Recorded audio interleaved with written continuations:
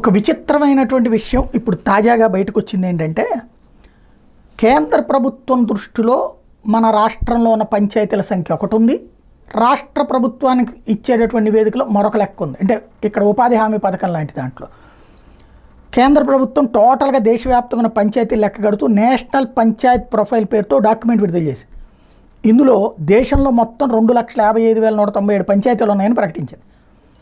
అందులో ఆంధ్రప్రదేశ్లో మొత్తం 13,326 గ్రామ పంచాయతీలు ఉన్నట్టు డాక్యుమెంట్ రిలీజ్ చేసింది. అదే కేంద్ర ప్రభుత్వంలో ఉన్న గ్రామీణాభివృద్ధి శాఖ అధికారిక వెబ్సైట్లోనేమో ఆంధ్రప్రదేశ్లో 13,388 గ్రామ పంచాయతీలు ఉన్నాయని చెప్పింది. అంటే 62 పంచాయతీలు తేడా వచ్చినాయి. ఆన్లైన్ అధికారిక వెబ్ పోర్టల్ ప్రకారం రాష్ట్రంలో మొత్తం 13,324 పంచాయతీలు ఉన్నాయి. అక్కడ చూసినా ఓ 2 తేడాలు ఉన్నాయి. ఓవరాల్గా అసలు ఈ కొత్తగా పంచాయతీలు వచ్చినాయా, లేకపోతే ఉన్న పంచాయతీలు రిజిస్టర్ కాలేదా, టెక్నికల్గా ప్రాబ్లం వచ్చిందా? అదేదో చేపల చెరువు అనేదో సినిమా తీశాడు కదా, చెరువును దొంగతనం చేశారని చెప్పి పోసాని కృష్ణమురళి, అట్లాగే పంచాయతీలను ఎవరైనా ఎత్తుకుపోయారా అని ఎవరైనా కేసు పెడితే అప్పుడు తెలుసుద్దేమో ఇదంతా.